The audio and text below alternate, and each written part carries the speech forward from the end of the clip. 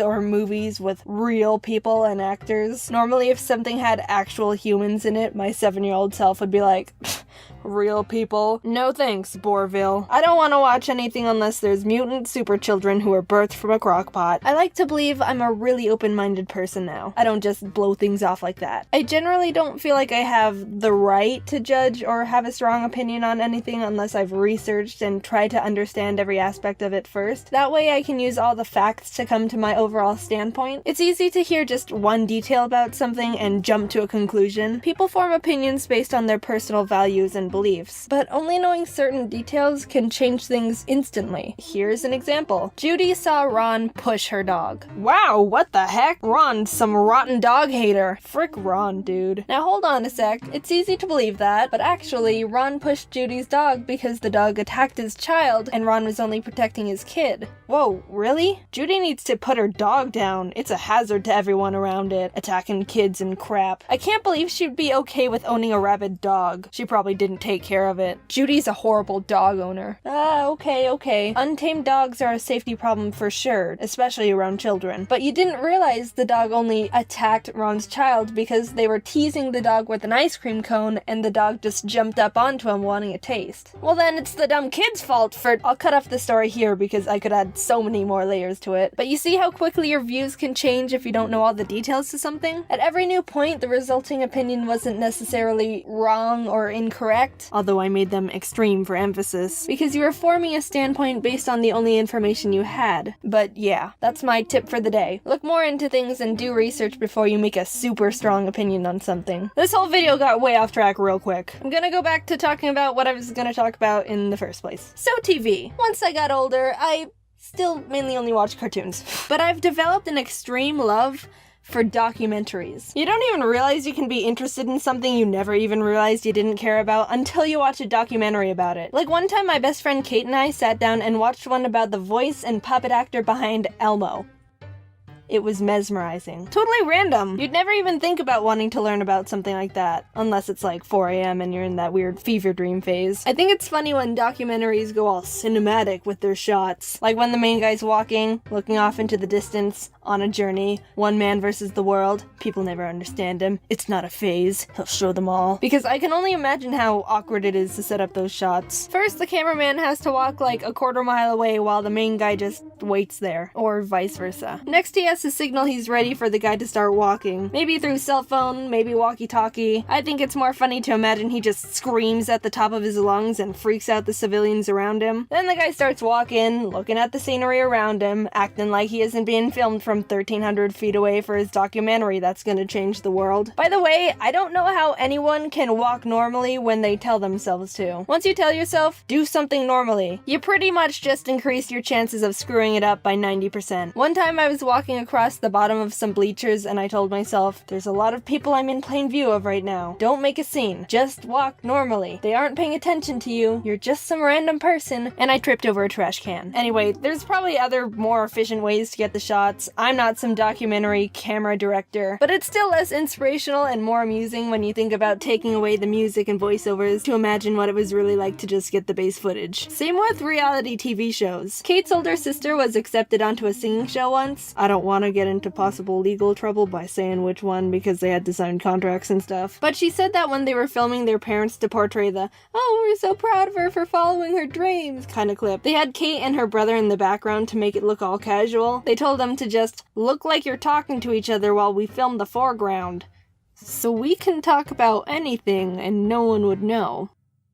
Watermelon, watermelon, watermelon, watermelon, watermelon, I'm not big on most reality TV shows because as real as they might be, some are completely set up, some aren't. They're all dramatically enhanced to some degree. And there's a point where you start noticing, and it's hard to take anything seriously after that. What I find the most amusing are the sound effects and how crazy they are. I've been obsessed with watching Gordon Ramsay's Kitchen Nightmares show, so I'm gonna use those as examples because I've watched so many. Why are you so stubborn? I'm not stubborn. It's like no one's striving to be better. You tell me how you feel about the frozen food. I hate it. Huh? Made yesterday? It was actually made 3 weeks ago. The salad. That was quick. Not bad. Thank you, my darling. Enjoy. Thank you. Jesus.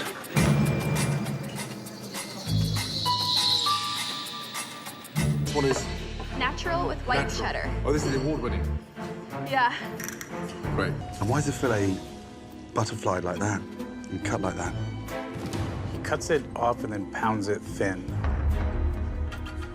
He beats the crap out of the fillet to tenderize it when it's the most stunning cut. Wow. You're still yawning. Doesn't look too appetizing. It doesn't look appetizing at all, no. Whoa, whoa, whoa! Did you catch that one? Does that sound familiar?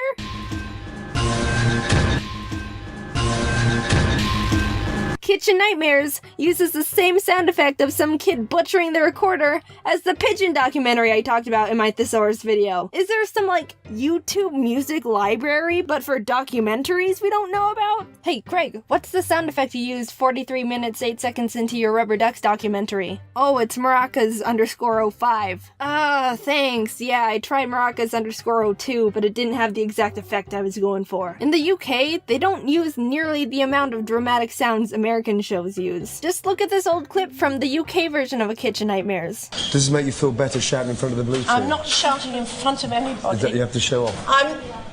How bloody Don't dare be stupid. you. Don't be so stupid. No over-the-top dramatic crap? It's almost pure.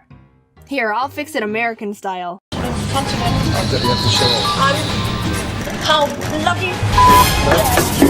Don't be so stupid. Putting everything aside here, I freaking really love all of Gordon Ramsay's shows. I have a problem. I've watched, like, all of the Kitchen Nightmares. I love MasterChef. I love Hell's Kitchen. I love Hotel Hell, even though I've only seen, like, 1 or 2. I haven't watched Gordon Behind Bars yet, but I still love it. I've never had the answer to this before, but if someone came up and asked me, who's your favorite celebrity?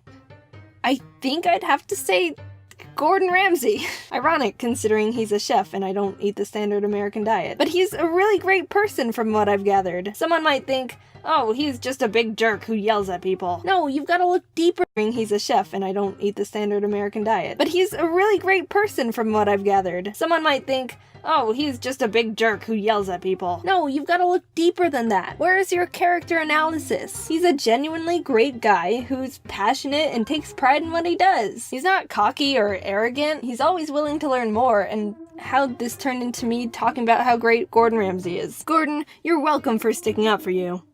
Even though you can obviously handle yourself. Anyway, I've gotten off track enough in this video. If you're ever bored, I recommend just binging the whole Kitchen Nightmares YouTube channel. They've got like one of the funniest comment section communities on the entire YouTube platform. Shout out to Kitchen Nightmares and Gordon Ramsay. If you ever see this, I love all your stuff and you're considered my favorite celebrity, I guess, now.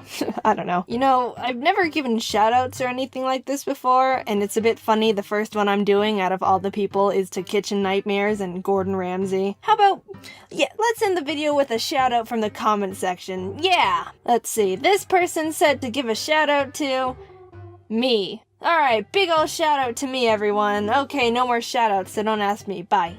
Just because I know there's gonna be some people out there who are gonna be like, Jaden, you said you don't like reality shows because they can be staged or exaggerated, but then you say you like all these Gordon Ramsay shows, what the heck? Yeah, I normally am not a fan of reality shows, but I like these ones, okay? I can accept the fact it may or may not be dramatically enhanced and still enjoy it. So, also, by the way, since you're here, my buddy Ryder, or Foot of a Ferret, made a brief history of me, so you should check that out. He's a cool dude. Sorry if this sounds weird. My wisdom teeth are like, hey, we're gonna rip through your gums right now, and I'm in excruciating pain and can barely move my jaw. I've been putting off scheduling an appointment for the dentist to rip them out because I didn't want to be in pain recovering for a week. But here we are, man. Irony, am I right? Lesson learned. Teeth are jerks. Why